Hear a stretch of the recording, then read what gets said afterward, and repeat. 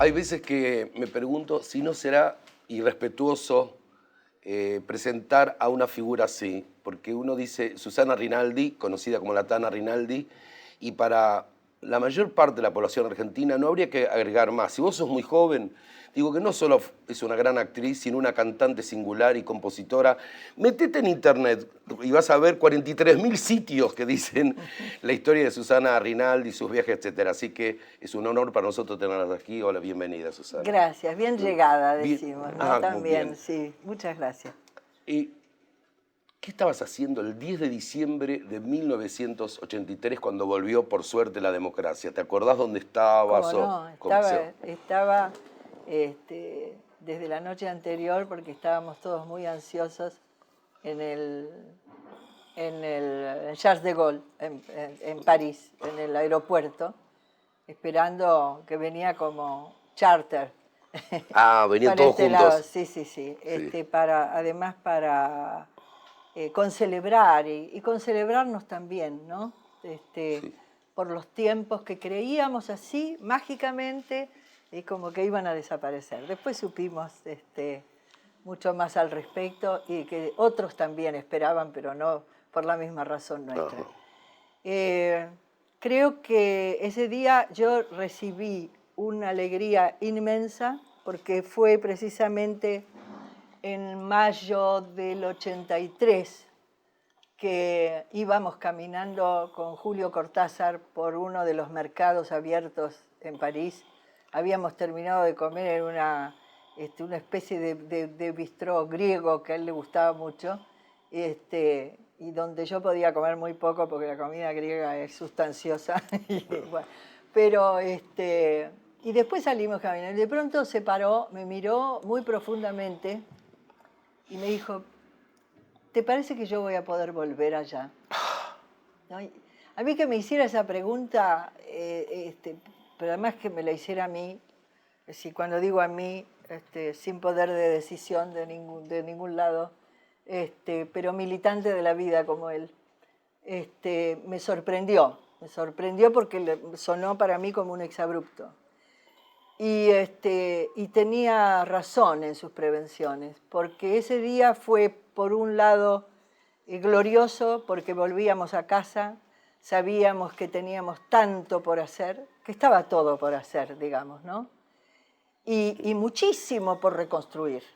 Y al mismo tiempo, Julio llegaba acá para festejar, para celebrar con nosotros, y lamentablemente no pudo ser. Se volvió en el mismo avión que lo trajo, porque alguien le sopló al oído, y perdón por esta infidencia pública, pero alguien le sopló al oído al querido y amado por mí profundamente doctor Alfonsín, de que no correspondía tener un personaje tan conflictivo al lado en el primer palco de la democracia. Eso me pareció un golpe bajo, ¿no? Sobre todo porque ese alguien que le chifló eso en la oreja todavía sigue dando vueltas por ahí. Pero bueno, el golpe bajo me resultó para con nosotros, para con aquellos que habíamos no solo imaginado esa vuelta, esperado esa vuelta, sino por todo lo que Julio Cortázar hubiera podido desde él mismo, desde sus antecedentes maravillosos, que no hablan solamente del escritor, sino sobre todo del ser humano, todo lo que nos hubiera ayudado, ¿no? en esa reconstrucción. Pero bueno, lamentablemente y curiosamente, que fue uno de los dolores que perjudicaron más su enfermedad, pocos meses después Julio nos dijo hasta pronto. Creo que eso la gente hoy, sobre todo la gente joven, es decir, esa gente joven que no está imbuida de esos prejuicios bastardos, diría yo, ¿no? Es decir, deben saber, deben conocer eso, que porque siempre escribe, el poder es el que escribe las verdades, ¿no? Lo supo muchísimo en nuestra generación eso. Entonces, como ese poder, vaya a saber si alguna vez dice esto queda hoy ya documentado. Esto fue así porque yo de alguna manera era una gran compañera de Julio, y al mismo tiempo porque tengo la obligación de hablar, como si estuviera hablando para mis nietos. Así ya lo hice al respecto, ¿no? Pero ahora más Bien. Generalizando la cosa. Así que Yo tengo llegamos y dijimos, sí. bueno, vamos a bailar en la plaza. Llegamos y bailamos. Y era la fiesta eso acá, ¿no es cierto? Era como el descubrimiento de la posibilidad que nos tomábamos los argentinos como para abrazarnos sin necesidad de conocernos unos a otros. ¿Por qué digo esto especialmente? Porque nos enseñaron a que era cierto aquello de que no se sabía con quién estabas hablando. Ah, claro. Nunca se sabía quién era quién. Entonces en ese momento pues como que se terminó y que uno podía danzar alrededor. He visto llorar a tanto militante peronista joven y con ese llanto ser abrazados por lo que aparentemente habíamos ganado, habíamos triunfado. En estas lides tan definitivas uno nunca triunfa definitivamente. Eso hay que saberlo, ¿no es cierto? Ahora, el día que las nuevas generaciones sepan de esa verdad, que nunca hay que divertirse y abrazarse y esperar lo bueno a ultranza, sino que hay que trabajar muchísimo para ello, ¿no? Que nunca se llega del todo a un lugar que hay que seguir trabajando. No, hay que seguir trabajando. No hay que desperdiciar momento como para que ese trabajo deje de involucrarnos. Y hay que trabajar por la democracia como el día anterior a que llegara a nosotros. Es un trabajo que la democracia nos está demandando día a día, ¿no es cierto? Unirnos, pensar sobre todo, ¿no? Discurrir alrededor de esa realidad que es la inteligencia, y la inteligencia es un ejercicio maravilloso para el pensamiento sobre todo, y qué bueno aprovecharlo ya que lo tenemos, ¿no? Aprovecharlo. Yo quiero hacer una confesión para que se den una cuenta, porque soy profesor en una universidad donde hace poco les acabo de enseñar a leer a Cortázar, chicos que nunca habían leído, de que tengo muchos pecados, pero no sufro del pecado de la envidia. Pero cuando me dijiste, iba caminando con Julio Cortázar, sentí una legítima envidia porque realmente fue uno de los más grandes pensadores y escritores reconocidos en todo el mundo que tuvimos. Yo lo vi una vez cuando había vuelto antes a Buenos Aires, estuvo unos días. Así es. Lo crucé en el Tortoni y dije, mira, te admiro tanto que no te voy a hinchar. Me dijo, te agradezco mucho, porque lo hinchaban y se acercaban. Y cuando él se fue de ese viaje, escribió una cosa maravillosa que dijo, no sé si fui un fantasma entre los vivos o un vivo entre fantasmas. Esa síntesis maravillosa que hacía, ¿no? Pero lo homenajeamos acá, lo homenajeamos acá. Ahora, de todos modos, esa alegría que contás, que vos decís que hay que tener precauciones porque hay que seguir trabajando, se podía explicar por la noche terriblemente negra que habíamos vivido, porque era como si el nazismo hubiera abandonado el país. Esto debe ser similar a lo que sintieron. Nosotros los que nos tuvimos que ir en un momento, nos siguió esa noche, Ajá. Nos siguió. Yo siempre tenía alguno, y en París, donde todo, en fin, me hicieron varias, ¿no? Varias, digamos, públicas, como por ejemplo un atrevido que se presentó al Teatro de la Ville en París para querer invalidar mi actuación. Ajá. Y al mismo tiempo decir que yo no tenía que hacer determinada cosa, ¿verdad? Y entonces el director del Teatro de la Ville, que era amoroso, pero además le dijo, usted se ha olvidado un pequeño detalle, estamos en Francia. Lo más que puedo hacer por usted es ofrecerle, porque está repleto el teatro, las escaleras también, le puedo ofrecer un espacio al lado de los bomberos. Entonces, esas pequeñas, yo te diría, reivindicaciones que uno iba a tomar, no nos confundían el hecho de que nosotros éramos seguidos, se sentaban al lado nuestro en confiterías, lugares públicos para saber qué decíamos, qué no decíamos. Todo eso estaba muy bien concatenado, o sea, de verdad. Pero esa gente que nos fuimos, esa gente fuimos como para hablar en nombre de esa sociedad argentina que no tenía ni voz ni voto. O sea, fue un estudio, yo decía mitad y mitad, ¿verdad? De darnos a conocer desde un lugar que era lo que correspondía y al mismo tiempo recibir la lección de aquellos que ya lo habían pasado y de qué manera lo habían pasado, ¿no?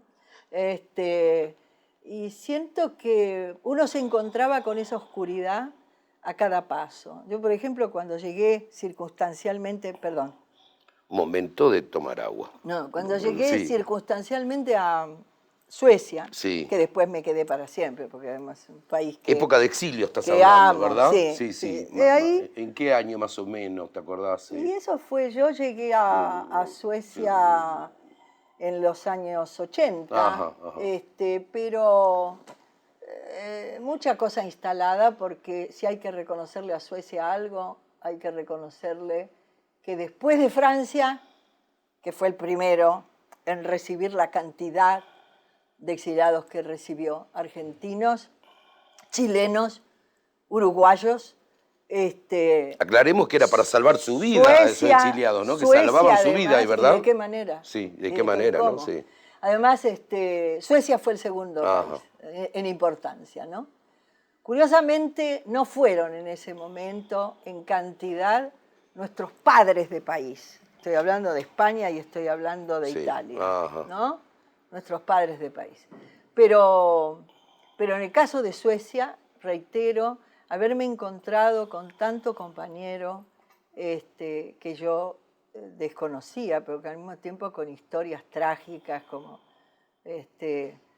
un gran pintor, Ignacio de Hacha, en Suecia, con esa melancolía para siempre, ¿no? Que Melancolía para siempre. dibuja también al hombre y a la mujer argentina, porque nosotros no tenemos mar, tenemos la pampa esa delante, ¿no? Como dimensión delante nuestra que dice, ¿y esto cuál es? ¿Dónde termina? ¿Dónde finaliza?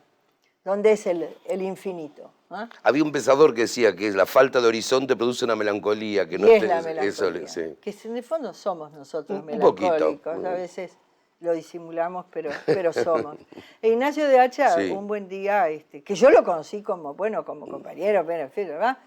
Pero me dice, mira esta fotografía, porque me hizo un retrato muy bello él, ¿no? Muy lindo. ¿Verdad? Me dice, mira esta fotografía. Y en la fotografía aparece un grupo de jóvenes y me dice, mira, mi hijo. Entonces dijo, qué bello es, le dije, ¿no? Y mi hijo es uno de los protagonistas de las noches de los lápices. Ah, caramba. Y terrible, porque ¿de qué hablas después? ¿De qué seguís hablando? Sí, sí. ¿Y cómo, no? O sea, me pasó en más de una oportunidad. Un compañero que en un teatro de Suecia, por ejemplo, vino a darme un abrazo fuerte y me dijo, nunca sabrás lo que has venido a hacerte bien para todos nosotros. Qué va. Me impresionó eso que dijiste de qué hablar después, ¿no? Había un poema de Vallejo que decía, pasa un mendigo y voy a hablar del yo profundo. Después, sí, ¿no? Maravilloso es eso. Claro, sí. Es así. Es así, sí. Bueno, yo, mucha cosa, después gente con la desesperación. Sí. También a ultranza, que se te abrazaban y uno se hacía no solo mucho más responsable del camino que había tomado, sino que se involucraba cada vez más en ese camino. ¿Sí?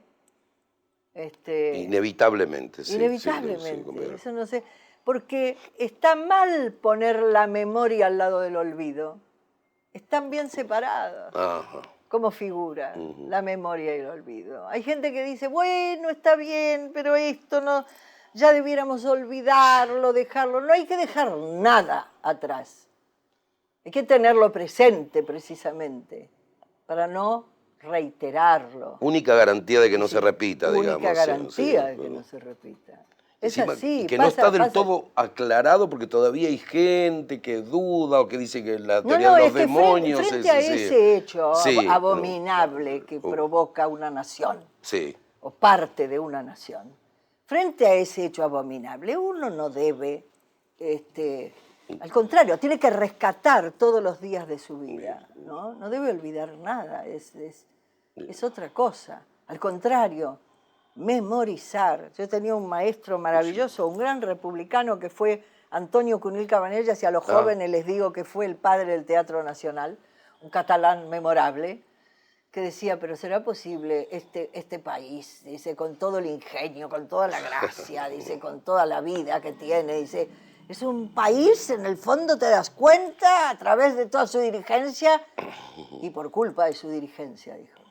Este es un país sin memoria y sin eco. ¡Ah! A mí me bautizó para siempre. Entonces, la memoria para mí es una constante muy, muy grande. No como resentimiento, cuidado, son sentimientos diferentes, pero sí para reivindicar ciertas acciones que hoy nosotros nos permitimos tomar.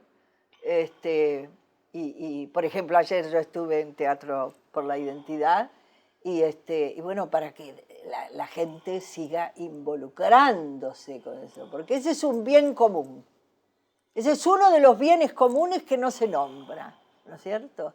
Es un bien común que las abuelas de Plaza de Mayo, por ejemplo. Es un bien común, hay que saberlo y hay que contribuir desde todo el lugar. Claro, creado por todos y socializado por todos, Así de algún es, modo, sí. Así es. Y eso es memoria. Una pequeña curiosidad.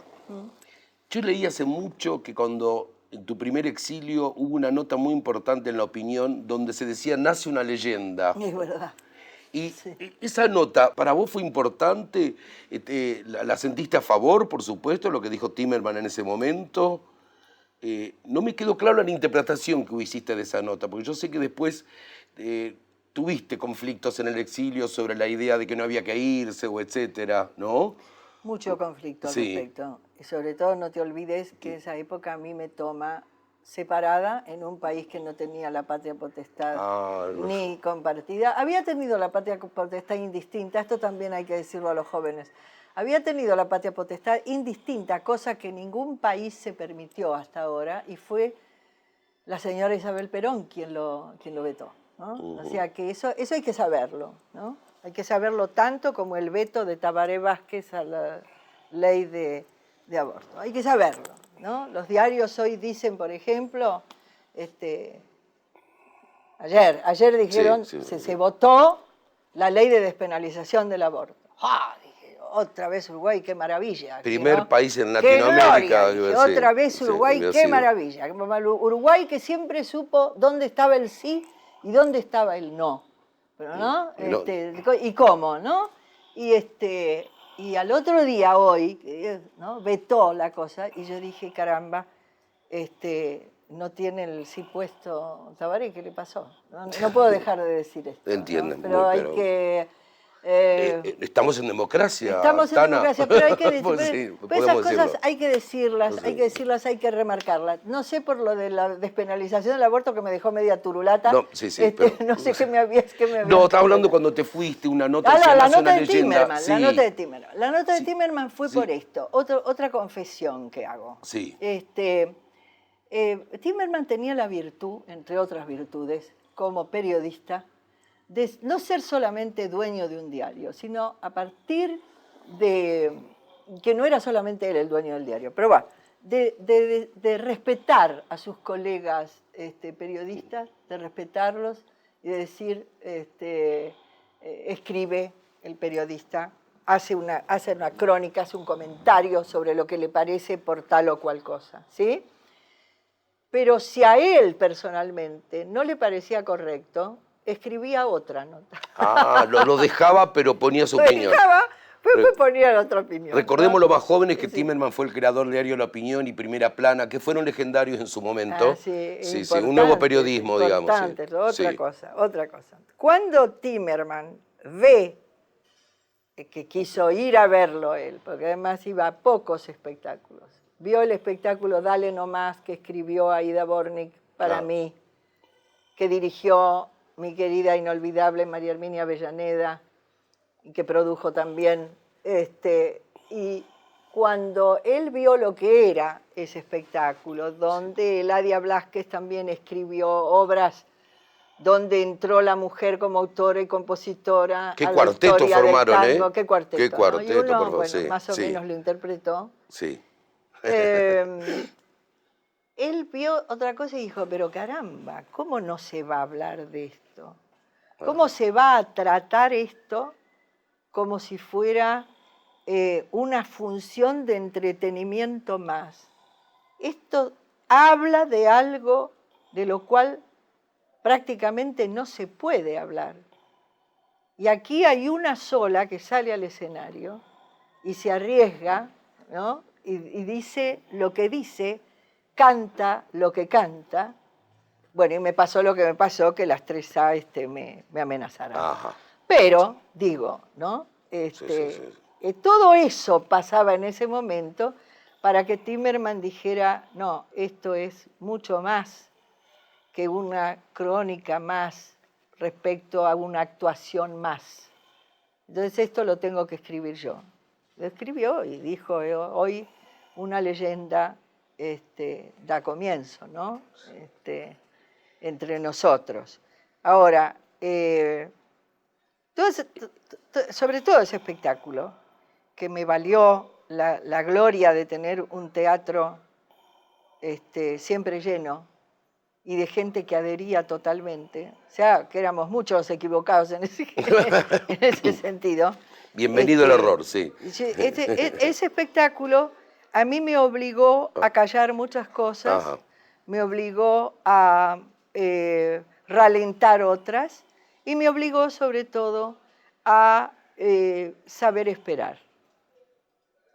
Entonces, no quiere decir que yo supiera que este tipo de festejo, los 25 años Sí. de democracia, alguna vez iba a llegar.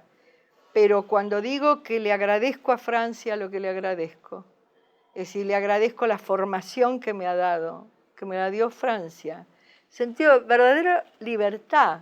No te olvides que era una época donde Mitterrand empezaba a luchar él también para subir, para llegar a un gobierno y un Estado donde, por suerte para Francia, y hoy se lo reconocen a pesar de todo, estuvo 14 años en el poder. Estamos hablando del primer presidente socialista en Francia. Porque ¿sí? un cambio de esa naturaleza necesita de una continuidad, de una cierta pequeña continuidad de un proyecto. Ahora, vos hablaste de continuidad y saber esperar, que es una forma de la resistencia. Sí. Y eso fue muy importante en tu vida, porque en este momento, después de tanta experiencia, y gracias a la democracia también, me parece que has producido algo muy interesante. Por un lado, un CD llamado Underground, Sí. y por otro lado te metiste con los jóvenes, con la juventud que tenés, con la música electrónica, con mucho respeto. Sí, sí. Una producción muy reciente tuya. O sea que Sí. no es parte también eso del clima de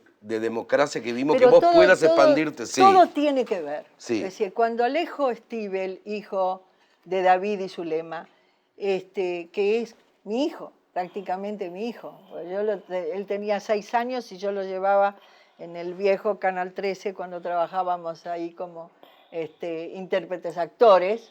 Lo llevaba para distraerlo un poco en los momentos que podíamos, etc. Bueno, Alejo, bueno, vive en España, hoy ya es prácticamente español, pero no ha dejado de recordar la tierra de sus No ha dejado las raíces. Sí, las raíces. Sí. Entonces, Sí. un día me vino a ver y me dijo, Tana, yo creo que vos te estás perdiendo una cosa maravillosa que es la música electrónica. Ajá. Y trabajar desde la voz con la música electrónica. Y dije, no, un minutito. Digo, yo no me estoy perdiendo nada. Yo no le perdono a la música electrónica que se olvide de la voz y que samplee la voz. Es decir, no quiero eso. No me gusta la desfiguración de la voz.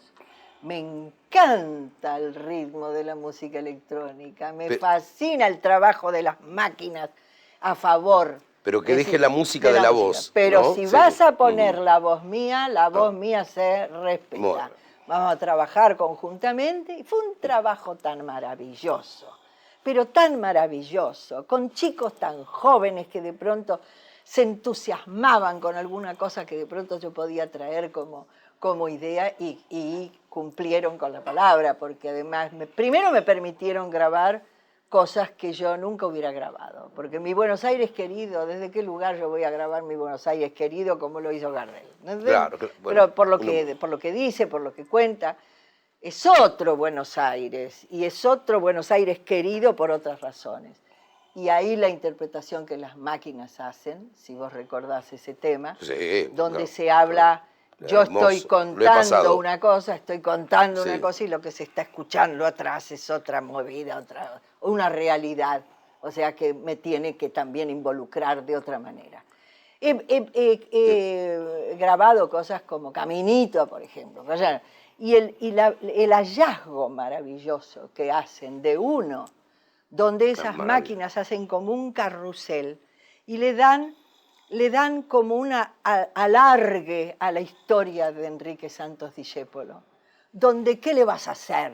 ¿No? Como dice un bolero, yo tenía que perder y contigo he perdido. Bueno, ¿y qué le vas a hacer? Claro. De pronto esto es así, es la circunstancia de padecer en la vida que tiene el ser humano. Bueno, Les contamos que además de música electrónica, además de hacer underground, donde hay temas de ella como Compañeros del Alma, hay varios temas de Sí. Susana, también en algunos espectáculos suele recitar, ¿no? Que es Sí. una gran Y pasión. ahí hay un poema De- en la música electrónica, hay un poema que me escribió Oscar Hermes Villordo nada menos. en aquellos años Sí. que dice, vamos todavía que uno puede, y uno puede todavía, ¿no? Y lo que le hizo Guillermo Piccolini ahí atrás. Guillermo Piccolini, un joven Maravilloso, talentosísimo de la música muy electrónica. talentoso. Conmigo ha trabajado regio. Hablando de Mi Buenos Aires querido, tengo un pequeño regalito para vos, que es un breve poema de Hellman que se llama Mi Buenos Aires querido, que habla de la dictadura, que habla de los años difíciles, y eso para entusiasmarte, para que luego porque canta muy bien a capela y recita muy bien. Entonces voy a comenzar yo para que ustedes puedan escuchar verdaderamente a la señora. Mi Buenos Aires querido, dice, sentado al borde de una silla defondada, mareado, enfermo, casi vivo, escribo versos previamente llorados por la ciudad donde nací. Hay que atraparlos también aquí, nacieron hijos dulces míos, que entre tanto castigo te endulzan bellamente. Hay que aprender a resistir, ni a irse ni a quedarse, a resistir, aunque es seguro que habrá más penas y olvido. Bueno, nuestro querido Juan Hellman, ¿no? No, pero además qué grandeza tiene Hellman cuando escribe, ¿eh? Hace unas descripciones y unas líneas maravillosas, ¿no? Sí, la verdad que... Mira, vos decís si yo quiero Sí. expresarte algo. Lo que Hubo tengas un ganas. canto, Sí. hubo un canto que es el Gracias a pesar de todo que me escribió, también me lo escribió Eladia Blasquez. Ese Gracias a pesar de todo hablaba de la reivindicación permanente que nosotros podíamos hacer generacionalmente para que después nuestros hijos digan, ¿y ustedes qué hicieron? ¿No? Que no nos pregunten eso, ¿y ustedes qué hicieron? Hicimos y mucho, ¿no? ¿Cómo pudimos?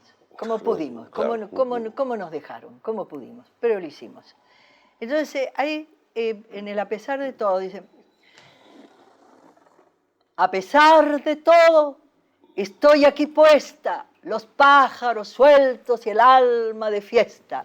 A pesar de todo me besa tu risa y el duende y el ángel del vino y la brisa. A pesar de todo el pan y la casa, los chicos que juegan, jugando en la plaza. A pesar de todo la vida que hermosa, siempre y sobre todo de todas las cosas. Es un canto a la vida maravilloso. Y ese canto a la vida nos obliga a nosotros a seguir de todas maneras, saber que fue un canto de resistencia, tan importante como otros cantos de resistencia que supimos dar por el mundo y que la gente no solo aplaudía, vitoreaba con nosotros.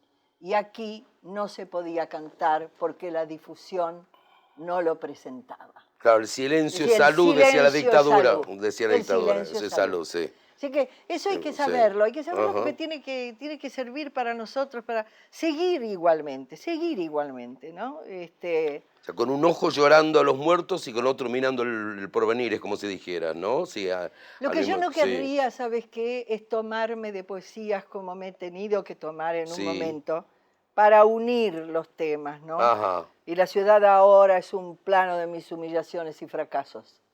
Desde esa puerta he visto los ocasos y ante ese mármol he aguardado en vano.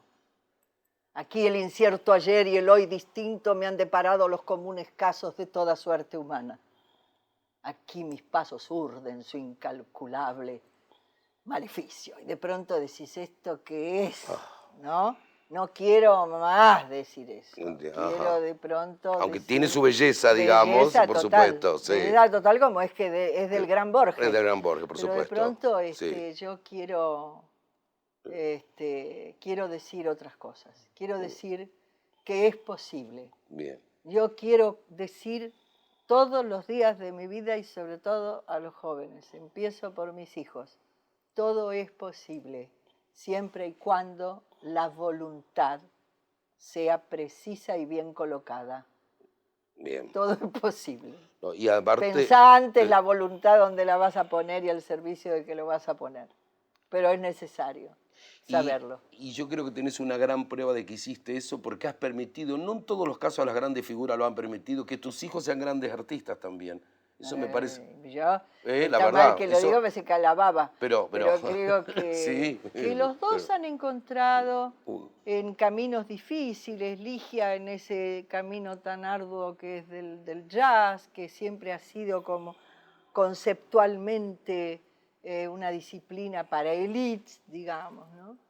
Ha encontrado su camino y ha hecho otra cosa, ha marcado otra impronta. Está hablando de Ligia ¿no? Piro Rinaldi. Así es, Ligia Sí. Piro, Ligia Piro. Está bien. Y Alfredo Sí. le ha tocado quizás el camino más difícil, porque él quiso, viniendo del rock, quiso recoger el guante del tango. Sí.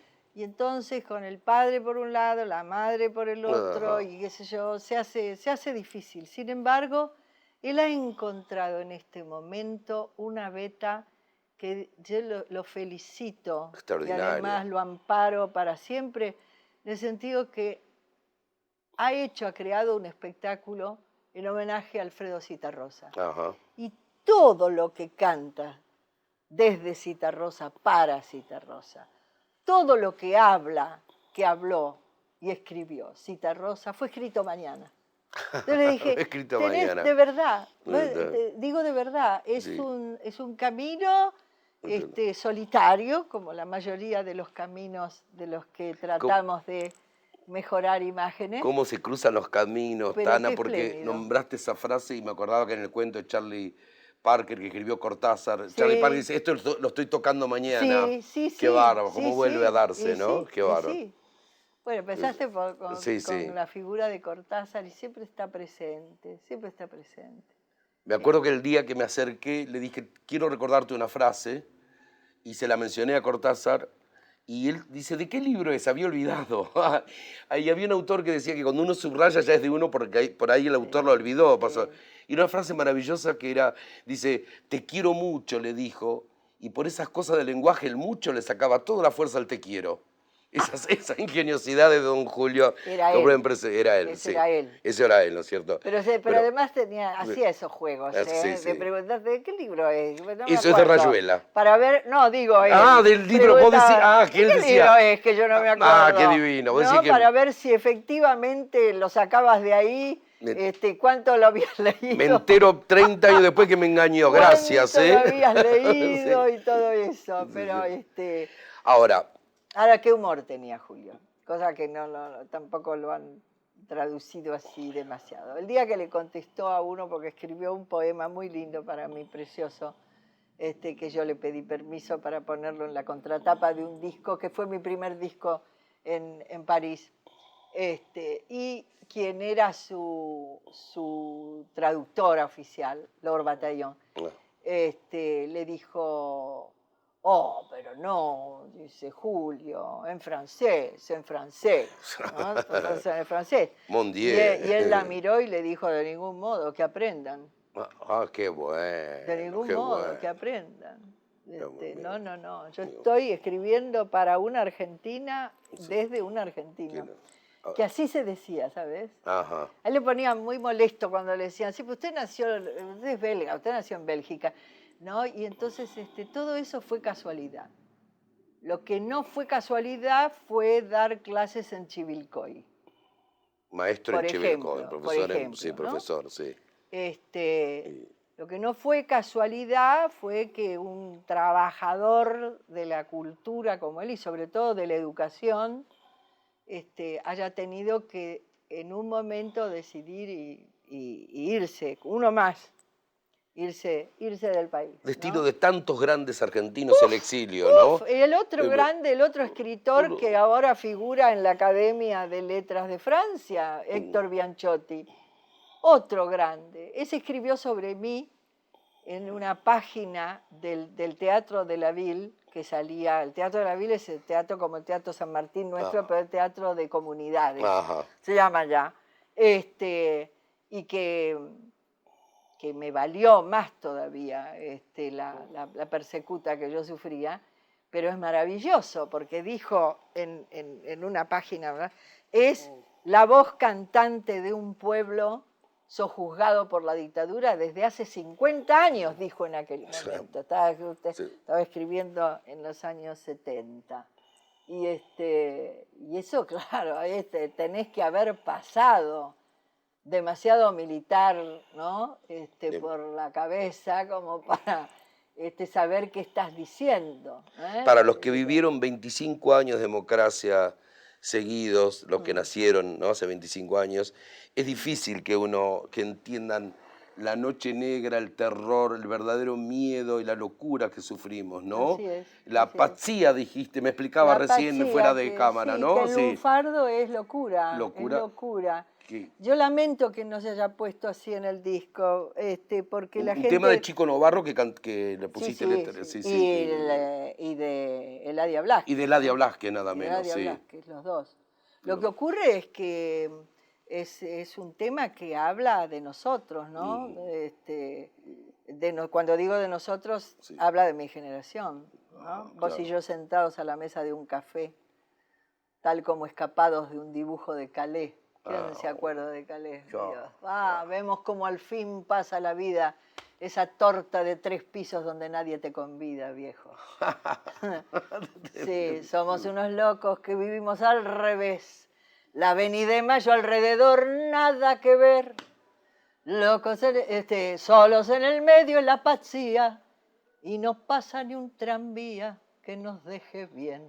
Qué bueno. Y ahí empieza a contar toda la historia del país, ¿no? Primero fue Perón, la plaza y el balcón, el bandoneón, la esquina, Frondizi el narigón, y en la televisión un Kennedy sin vida. Ajá. Vos sabés que yo era actriz en ese momento, siempre me acordaré el golpe en la cabeza que recibimos cuando entró un chico que vendía, estábamos ensayando en el Teatro La Salle, y un chico que vendía naranjines y alguna factura, y que nosotros le comprábamos, ¿no? Como merienda. Y entonces dice, che, dijo así el chico, che, lo mataron a Kennedy. Y nosotros, pero nos quedamos tan petrificados y al mismo tiempo dijimos, este chico entendió mal, anda a saber de qué entendió y qué dijo, porque era una cosa que no se podía Impensable, creer. digamos, No, sí, no, sí. totalmente Bueno, que impensable. conociendo a los americanos no es tan No, impensable, nada, claro. nada. Sí. Pero bueno, Sí. habla de todo eso, de lo que vivió nuestra generación, y sobre todo la del 60, Sí. ¿no? Que pertenecemos a esa gente que estábamos siempre, viste, en la mitad. No podíamos empezar a construir nuestro propio camino porque teníamos que mantener a los viejos nuestros. ¿No? Salías a trabajar y a mantener a tus viejos, no te mantenías vos solo. Y después también explicarles a los viejos, como darle explicación de todo nuevo. De todo cómo nuevo, de cómo se veía el mundo, ¿no? cómo ves las cosas, etcétera. Bueno, en fin, así con los primeros verdaderamente confundidos que eran tus padres. No mi padre, que ya había muerto hace tantísimos años, era verdaderamente un tipo muy lúcido, políticamente hablando. Pero sí mi mamá, decía, ¿no? Y bueno, le costó muchísimo entender muchas cosas, pero cuando la entendió fue de una brillantez la vieja impresionante. Cuando la entendió no retrocedió más de para eso. nada. Ahora, ¿te parece que podamos como símbolo, pase lo que pase, sabiendo todo lo que hay que construir, pero que hemos salido de lo peor de nuestra historia, podemos hacer una metáfora de un brindis por los 25 años de democracia? Por supuesto, mi amor. Esto, por supuesto, Por supuesto. Dos veces champán, dicen el agua. dos veces Para que sea, sí. Porque pase lo que pase, estamos muy contentos de que siga la que democracia y que podamos decir con libertad todo lo que querramos. Me encanta eso que decís. ¿Sabés por qué? Porque hay alguna gente desprevenida que lanza frases hechas y lugares comunes como que antes estábamos mejor. Ah, Dios, bueno. Y eso hay que decir, no, pensalo bien, de ningún modo estábamos mejor, de ningún modo.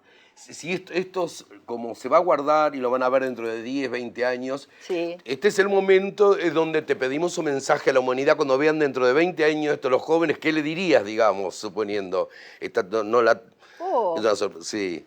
Yo no sé si soy verdaderamente quien para dar mensajes a futuro, pero sí hay que relacionarse con la información diariamente, no esperar que le cuenten a uno lo que nos quieren contar. Qué bueno eso. Y desde ahí poner lo mejor de nosotros, que no es solamente una buena voluntad, sino también el pensamiento, es decir, de poder mancomunarse al otro en lo mejor de cada uno, como para seguir defendiendo esos pasos que tantos otros dieron por nosotros y que hoy no pueden celebrar con nosotros. Qué importante que le estés diciendo que se involucren y que se informen y que participen, estás diciendo de algún modo, ¿no? Yo a veces por radio... Así es, se participa de esa manera, involucrándose se participa de esa manera. Yo a veces por radio a los chicos les digo, muchachos, si no te ocupas de política, la política se ocupará de ti. Sí, porque es así, ¿no? Absolutamente, es así. Y además defender, por favor, defender la política. Bien. Estemos de acuerdo, no estemos de acuerdo, nos llevemos un poco mejor que no con ella. La política es el único resorte republicano del cual se sale si no nos gusta. Porque existe una caja preciosa que es la electoral, donde podemos disentir. De la fuerza bruta difícilmente se sale, ¿no? Entre Esparta y Atenas siempre me quedaré con Atenas. Y sabiendo que Roma, a lo mejor, si hubiera sabido defender a los etruscos, hoy no padecería lo que padece. Hay que meterse dentro de la historia, defender la historia, que es defender a la humanidad plena, defender la historia, estudiarla y comprometerse con ella para no repetir errores. Eso es lo único que puedo decir. No, nada menos. Muchísimas gracias. Gracias a ti, querido. Muchísimas Muchas gracias. gracias. Un honor. Muchas gracias. Gracias Un a honor. ustedes.